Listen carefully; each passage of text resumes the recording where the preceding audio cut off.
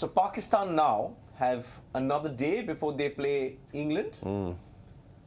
For them, seemingly, it looks like it's over.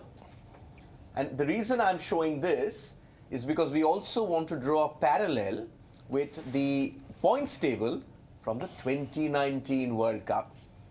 If you can find that graphics and bring up that graphic, the 2019 World Cup, that will show you that India, England, Australia and New Zealand qualified. But Pakistan and New Zealand both ended up on the same number of points. That's 11. Guess who missed out on net run rate? Pakistan. Another bridesmaid.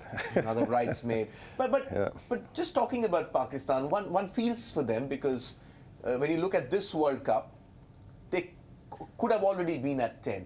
That South Africa game was the one which went away from them. And am I wrong in saying that that one decision cost Pakistan a shot at a World Cup semi-final? You're not wrong at all. That's the fact. You know, that's the fact. It just looked, it had to be that.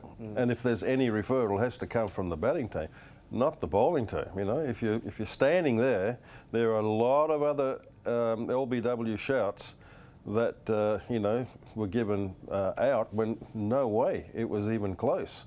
This one was was just adjacent, right in front. But Dav, unlike other sports, you have the International Olympic Committee, you have FIFA. Cricket's a very different kind of sport where the cricket boards, they call the shots. The ICC is effectively just a common meeting ground.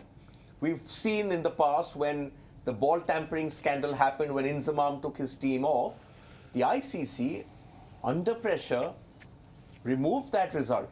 They match abandoned. It wasn't a default. They removed the word default from that. Going forward, should these, once we've had this situation at this World Cup with Pakistan, there are many other teams who are not too happy with the way the technology has been, or that ridiculous scene we saw with Angelo Matthews being timed out. These are the sort of clear and obvious errors. I'm using a football term for VAR, which isn't very accurate at the moment. This is what cricket needs to sort out. Sort the confusion out. If there's a little confusion there, then it sort of spoils everyone's ability to make decisions and, you know, and understand the game further. But certainly the ICC are made up of all those teams, those 10 teams there, plus all the associates.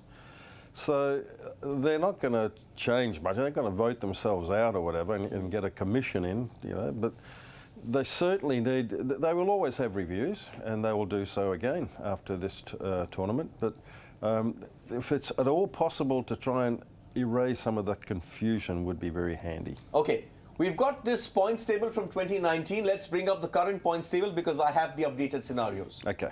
And that, when we bring it up, I think, and I could be wrong, but I think I'm going to be right on this one. We need to put a Q over here. I believe, and we are calling it here on WION, New Zealand have qualified for the semi-finals. That's because, assuming they bat first and score 300, Pakistan would need to beat England by 287 runs. I know England have been horrible, but they're not getting out for 13. No, and they have an added incentive. Down there, to stay up there. That's right, absolutely. They have but I think they're through as well. Don't you think so? Unless they lose by a big margin. Yeah, look. It's very similar between England and Sri Lanka, what it is between New Zealand and Pakistan. You don't want to take anything for granted. I know that they will be really, you know, pulling out all stops to ensure that, you know, there's just no way known that they will be, you know, missing out in that tournament two years from now. Okay. Afghanistan need to beat South Africa by 438 runs. Well, I think they got a chance, but nothing like that. 438. 438 only happens once, and that too, South Africa chased it down with 1 ball and 1 wicket remaining. You can chase down 438. You can't beat South Africa by 438. No, you can't. You'll have to score a world record, say 600 runs, which we But still a lot of interest in the game, but certainly that 4, as you said, the Q should be there against New Zealand's name, and that's set.